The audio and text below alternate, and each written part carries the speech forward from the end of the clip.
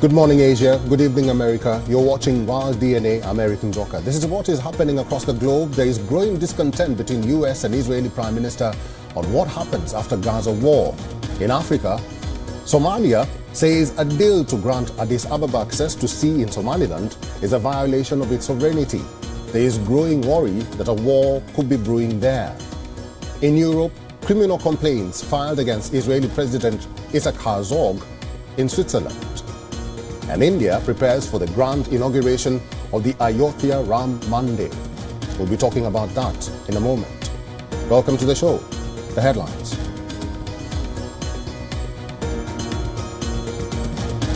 Preparations underway at India's temple city of Ayodhya ahead of Monday's grand Ram Temple Consecration ceremony to be headed by Prime Minister Modi.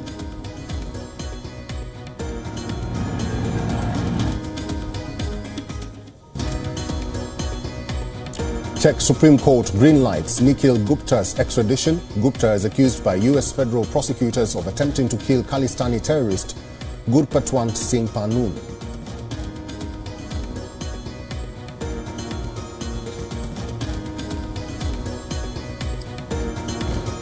Joe Biden dials Benjamin Netanyahu backs two-state solution amid tensions between the two over the issue.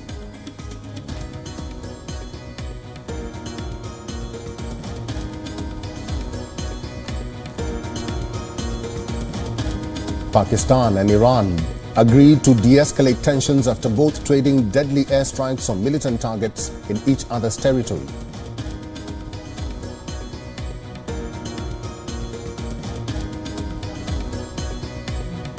Japan becomes the fifth country to put a spacecraft on the moon after high-precision moon sniper lander touched down on the lunar surface.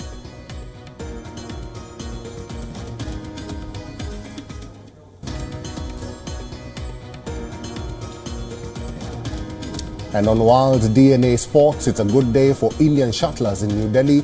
8th seed HS Pranoy and the wild number 2 pairing of Satwik Sairaj Ranki Reddy and Chirag Shetty reached the semi-finals of the Indian Open.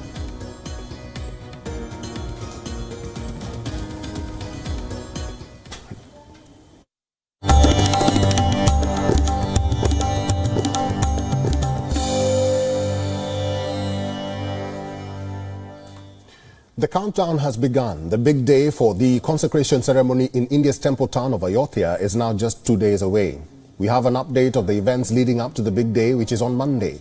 So far, the National Stock Exchange announced that a full-fledged holiday has been declared for the stock markets on January 22nd. Instead, markets will operate like any other day from 9 a.m. to 3:30 p.m. on Saturday.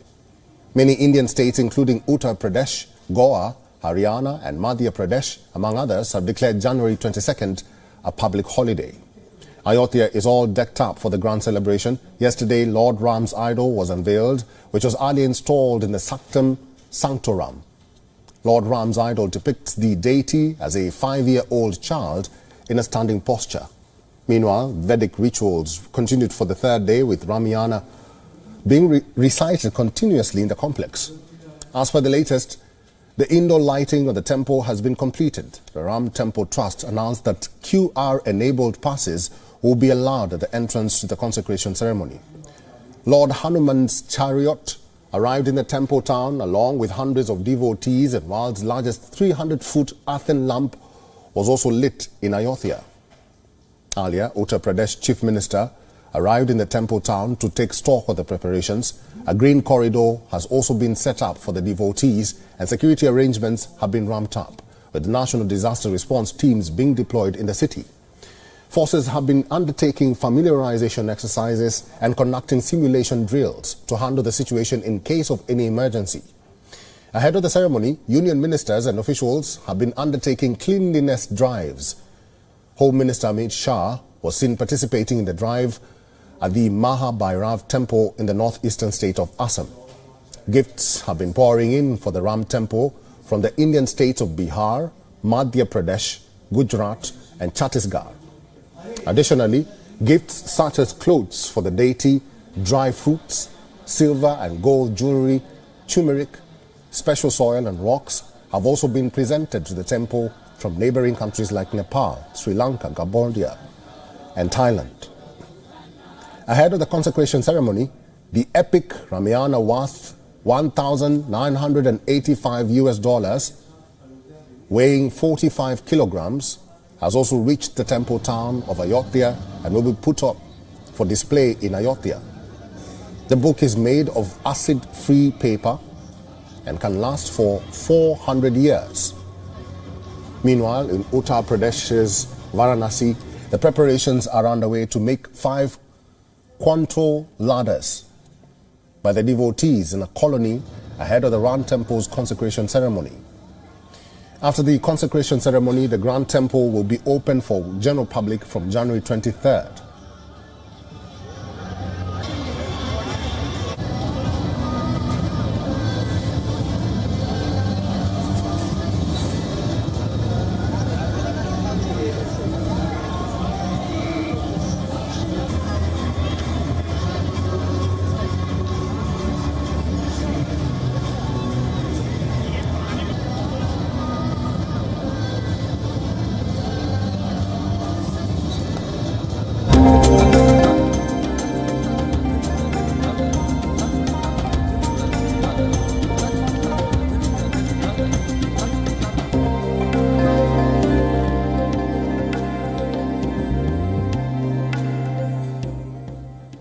Let's move on now. The Czech Supreme Court has ruled that Prague can extradite Nihal Gupta to the United States. The US is accusing Gupta of being the mastermind behind an unsuccessful plot to kill India-designated Khalistani terrorist Gurpatwan Singh Panun on American soil. While the date of the ruling has not been made public, the order was passed in the first week of January. Following this decision, the Ministry of Justice is set to undertake the responsibility of the case. The final decision on the extradition of the 52-year-old Nihal Gupta will, however, rest with Justice Minister Pavel Plazek. The minister has 3 months to turn to the Supreme Court in case he has doubts over the court's decision. Czech authorities arrested Gupta in June last year when he travelled from India to Prague. Media reports suggest that Gupta, in his defense, had argued it as a case of mistaken identity and that he is not the man the United States was looking for.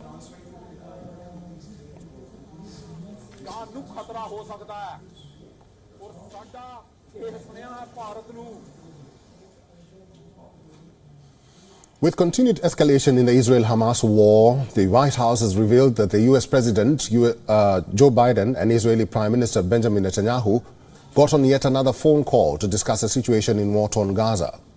This is the first conversation between the two leaders in nearly a month. According to the White House, the two leaders discussed the latest developments in both Israel and Gaza. Remember, this comes after Israel publicly rejected Washington's proposal of a two-state solution.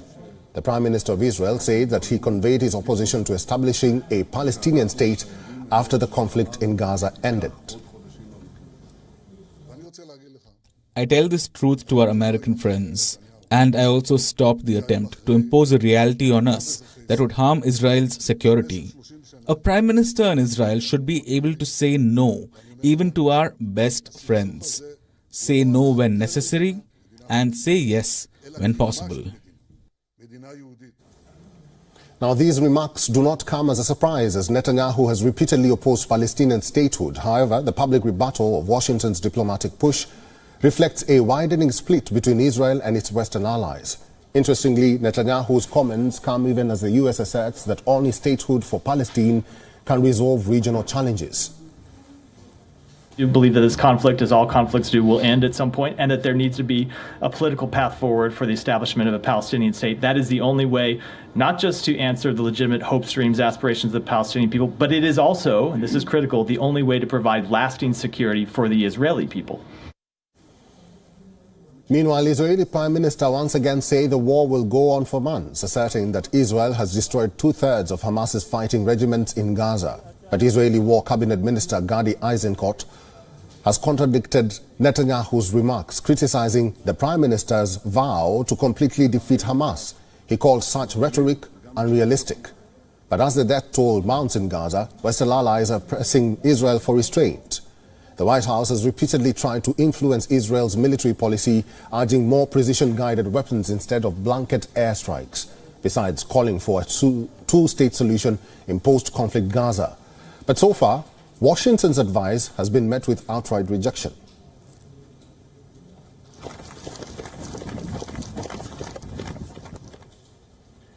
Houthi attacks in the Red Sea remain undeterred, even as Western forces continue their strikes against the group.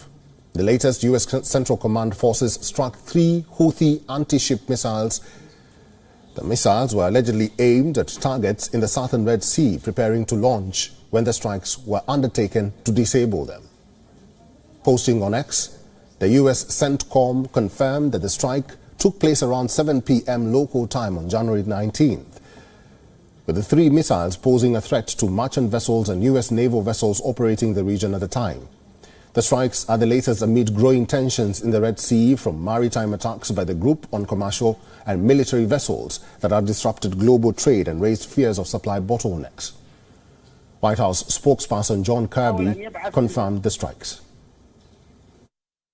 I mean, we've been taking shots as needed, including this morning. While 3 anti-ship cruise missiles were sitting on the rails ready to go, and we knocked them out before they had a chance to launch them. We also designated the Houthis as a specially designated global terrorist. That allows us some additional economic levers that we didn't have available to us before, and we'll keep reviewing our options going forward. The strikes this week come directly after the United States reclassified the Houthi rebels as a terrorist group. This even as U.S. President Joe Biden acknowledged the strikes may be ineffective to halt the group's attacks in the Red Sea. Well, when you say working, are they stopping the Houthis? No. Are they going to continue? Yes. The attacks on commercial vessels in the Red Sea are creating complications in the global supply chain. Close to 3 million of the 7 million metric tons of grain that passes through the Suez Canal has now been diverted to the longer route encircling the African continent through the Cape of Good Hope. Now, according to the World Trade Organization, wheat shipments via the Suez Canal have also fallen by over 40% this month.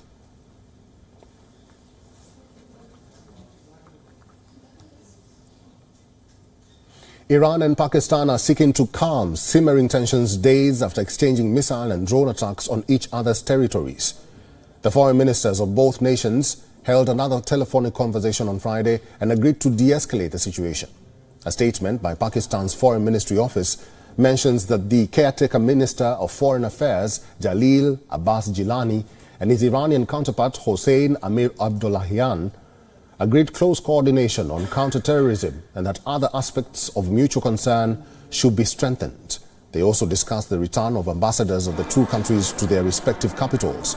Pakistan recalled its ambassador from Tehran on Wednesday and said that Iran's envoy, who was then on a visit home, will not be allowed to return to Islamabad. The resolve between the two neighboring countries comes at the backdrop of Pakistan's emergency security meeting, in which Pakistan caretaker Prime Minister Anwar ul-Haq Kakar summoned the military and intelligence chiefs of the nation.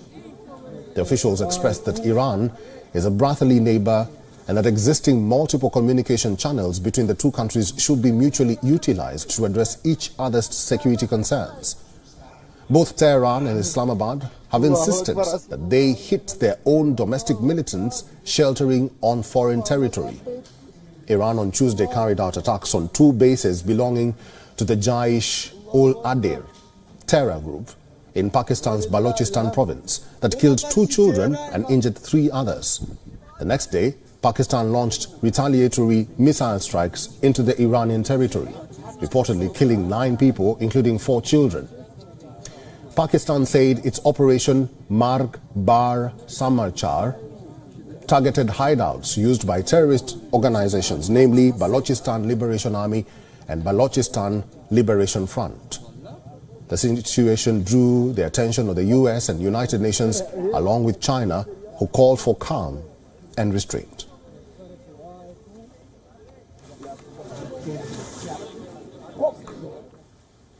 Japan has become the world's 5th country to put a spacecraft on the moon. The space agency said its smart lander to investigate the moon, or SLIM, has made a soft landing on the lunar surface.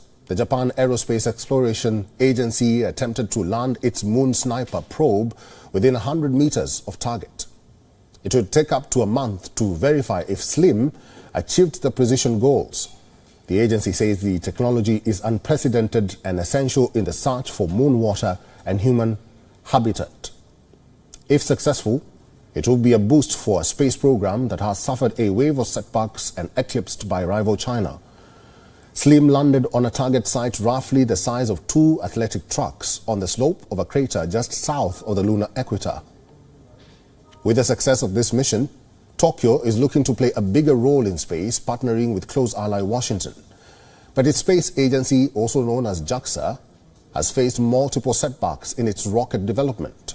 That includes launch failures last year of its new flagship H-3 rocket that aimed to match the lower costs of rockets by companies like SpaceX. JAXA has landed twice on small asteroids, but a moon landing is much more difficult due to its gravity. Post-landing, the Moon Sniper will now deploy 2 mini probes that will take pictures of the spacecraft.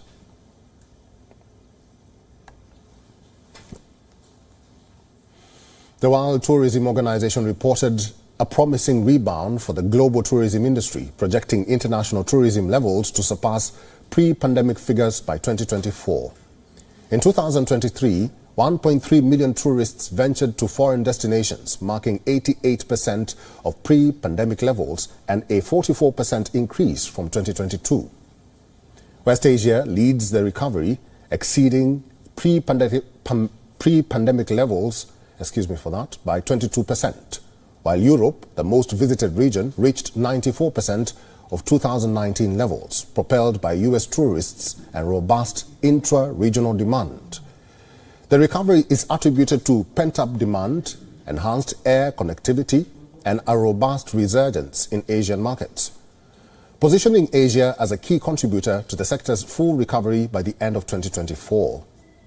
This positive outlook is bolstered by estimates indicating a substantial economic impact, with tourism receipts hitting $1.4 trillion in 2023.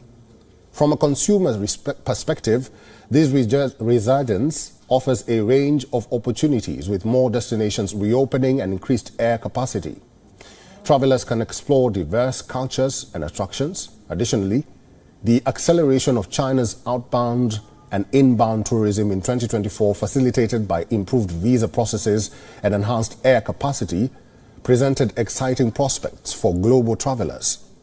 As the tourism industry inches closer to pre-pandemic levels, countries heavily reliant on tourism can anticipate economic revitalization, job creation, and even increased growth, signaling a positive turn for both the industry and eager travelers worldwide.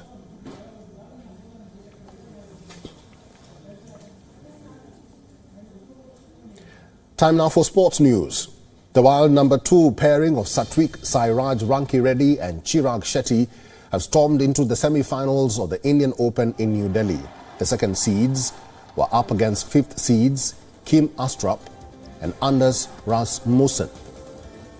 The Danes had beaten the Indian duo at the World Championships last August. But this time, Rankireddy and Shetty were dominant from the word go. They needed just 35 minutes to wrap up a 21-7, 21-10 victory. Rankireddy and Shetty are chasing their second Indian Open title, having won the tournament previously in 2022.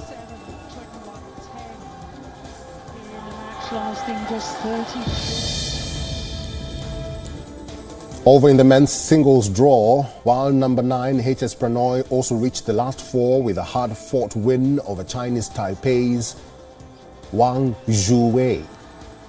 Pranoy is the highest-ranked Indian player and eased through the opening game, taking it 21-11.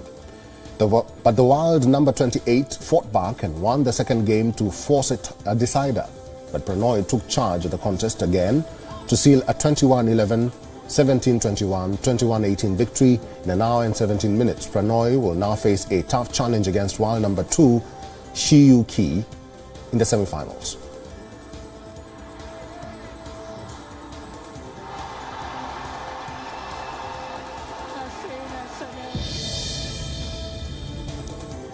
In football, Iraq claimed their first victory over continental giants Japan in 42 years to book their place in the knockout round of the Asian Cup. Iraq, who famously won the tournament in 2007, had failed to beat Japan in the last 9 matches between the two teams. But Amin Hussein scored a first-half brace to lead Iraq to a famous victory. Liverpool midfielder Wataru Endo pulled one back for the record 4-time Asian champions. But it wasn't enough as Iraq held on for a memorable win. Japan will now need to win their final group game against Indonesia to ensure progress to the round of 16.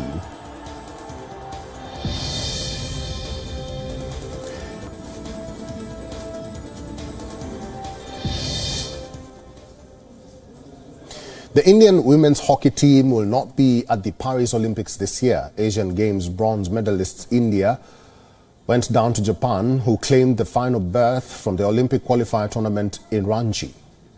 A heartbreaking loss to